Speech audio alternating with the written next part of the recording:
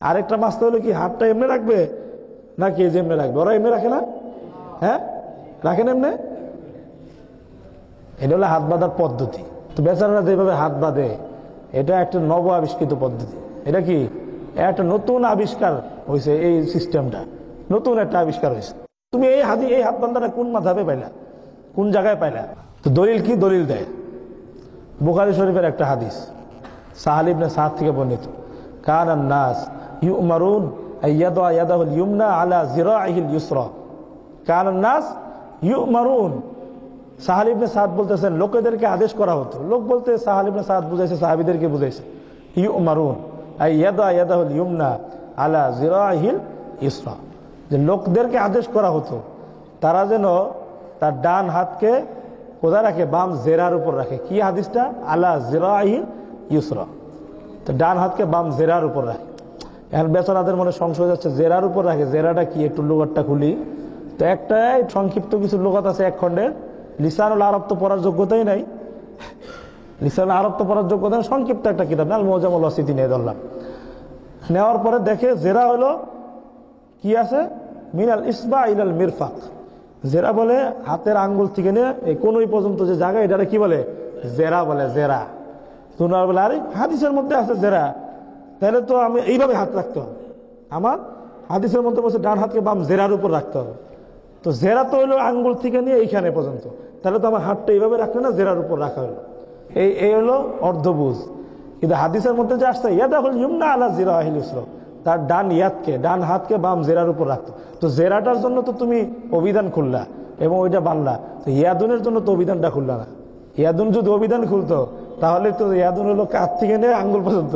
তো এখন রাখো, কাঁধটা রাখো এরকম করে হাতের মধ্যে, কাঁধটা রাখো না আঙ্গুলের মধ্যে।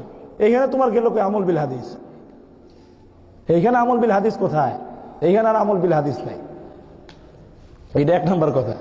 দুই নম্বর কথা হলো জেরা শব্দের অর্থ খালি আঙ্গুল থেকে কোনোই পর্যন্তই না।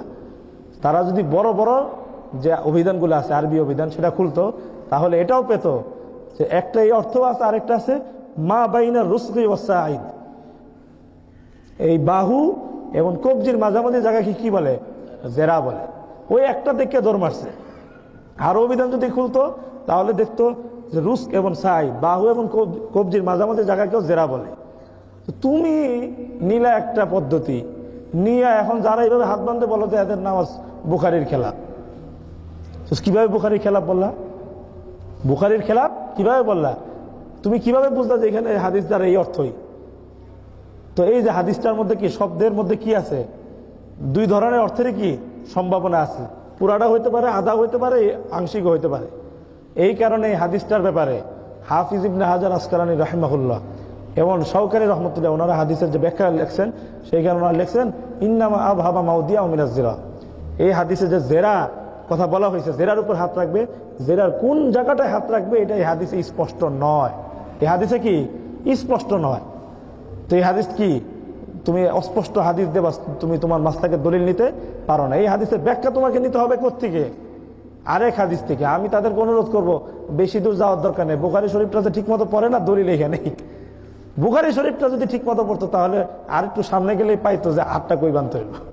ঠিক মতো বুখারী পড়ে না, ওই এক হাদিস নিয়ে দেয় দূর। বুখারী শরীফটাও পড়ে না, এইসব বলে বুখারী পড়ে না। ওরা বুখারীর দুইটা হাদিস কমে সরাত সহ শোনাও, দেখবেন ও কিভাবে দৌড় দেয়। এত সোজা হাদিসের নিয়ে আপনার সাথে লড়াই করে, অথচ বুখারী শরীফ তাই তার ঠিক মতো পড়া নাই। বুখারী শরীফের কত 1198 নম্বর হাদিস, 1198 নম্বর হাদিস। এইখানে হাদিসের মধ্যে কি বলছে? সাহাবীদেরকে আদেশ করা হয়তো জেরার উপর হাত রাখা। তো জেরা এখন এইখানে না কি পুরাটা না আলাদা, এটা তো বোঝা দিতেছে না। অভিধান তো সব রকম কথাই বলতেছে। তো সহজ বুদ্ধি কি? সাহাবীদেরকে আদেশ করা হইতো জেরার উপর হাত রাখতে। তো সাহাবীরা তো রাসূল সাল্লাল্লাহু আলাইহি ওয়াসাল্লাম শিখাই দিয়েছে কোন জায়গাটা হাত রাখতে হবে, বা রাসূল দেখাই দিয়েছে। তো তুমি একটু সাহাবীর আমল দেখো না, উনি হাতটা কই রাখে। আমি বেশি দূর যাইতে বলবো না, বুখারী শরীফের 1198 নম্বর হাদিস খুলেন, ওইখানে আছে ইমাম বুখারী নকল করছেন কার কাছ থেকে? হযরত আলী রাদিয়াল্লাহু আনহু নকল করছে।